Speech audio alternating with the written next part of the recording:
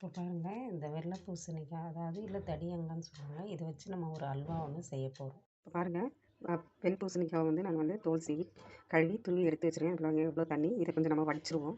Pan வச்சுருக்கேன். இப்போ கொஞ்சம் நெய் ஊற்றிக்கலாம். இதில் முந்திரி ஆட் பண்ணிக்கலாம்.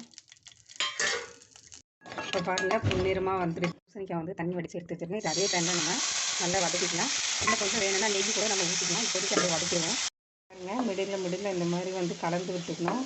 பாருங்கள், இந்த ஸ்டேஜில் நம்ம தேவையான அளவு சர்க்கரை இதோடு சேர்த்துக்கலாம். இப்போ ஒரு சிட்டிக்கு சால்ட்டு சேர்த்துக்கலாம். அப்போ தான் டேஸ்ட்டு நல்லாயிருக்கும். இல்லைன்னா அந்த இனிப்போட சுவையே தெரியாது.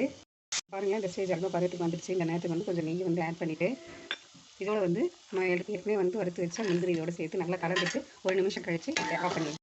பாருங்கள், நல்லா ஒட்டாமல் வந்துருச்சு. சூப்பரான அல்வா ரெடி ஆயிடுச்சு.